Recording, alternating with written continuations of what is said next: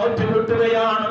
അന്നത്തെ ദിവസവും അവർ ഇതുപോലെ ഭക്ഷണങ്ങളെ പുറത്തു പോയിക്കൊണ്ട് ഭക്ഷണം സംഘടിപ്പിച്ചു കൊണ്ടുവന്നു. അലി ഇബ്നു അബീ ത്വാലിബ് റളിയല്ലാഹു അൻഹു ഭാര്യയോട് പാകം ചെയ്യാൻ വേണ്ടി പറഞ്ഞു.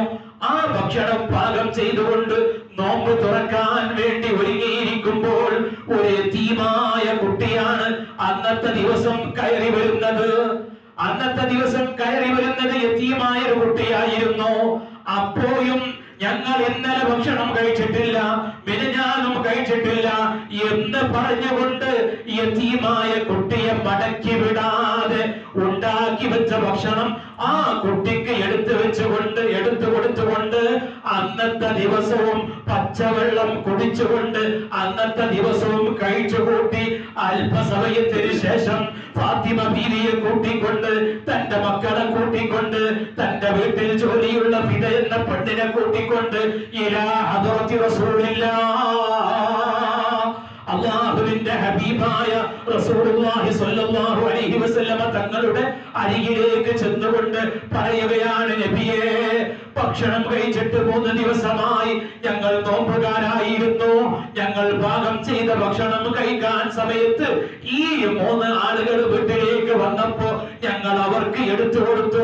വിശന്നിട്ട് വയ്യ നബിയേ, 3 ദിവസത്തോളമായി ഭക്ഷണം കഴിക്കാതെ വെറും വെള്ളം മാത്രം കുടിച്ചുകൊണ്ടാണ് ഞങ്ങൾ ജീവിക്കുന്നത് എന്ന് പറഞ്ഞപ്പോൾ പുന്നാര നബി കരീം സല്ലല്ലാഹു അലൈഹി വസല്ലമ തങ്ങൾ മറ്റു വീടുകളിൽ എവിടെയെങ്കിലും ഭക്ഷണമുണ്ടോ എന്ന് അന്വേഷിച്ചു നോക്കി. എവിടെയും ഭക്ഷണമില്ല.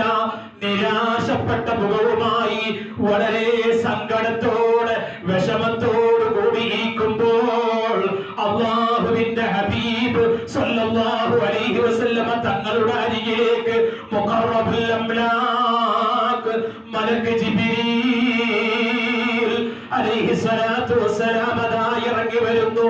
ഇറങ്ങി വന്നുകൊണ്ട് പറയുകയാണ്, നബിയേ, അങ്ങയുടെ കുടുംബത്തിന്റെ കാര്യത്തിൽ അല്ലാഹു ഞങ്ങളോട് അത്ഭുതം പങ്കുവച്ചിട്ടുണ്ട് നബിയേ.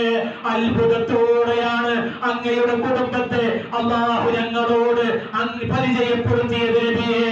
അതുകൊണ്ട് നിങ്ങൾ സന്തോഷിച്ചോളൂ എന്ന് പറഞ്ഞപ്പോൾ ജിബ്രീൽ അലൈഹിസ്സലാത്തു വസ്സലാമിനോട് ഹബീബായ റസൂലുള്ളാഹി സ്വല്ലല്ലാഹു അലൈഹി വസല്ലമ തങ്ങൾ ചോദിക്കുകയാണ്, എന്താണ് റബ്ബ് പങ്കുവച്ചത്?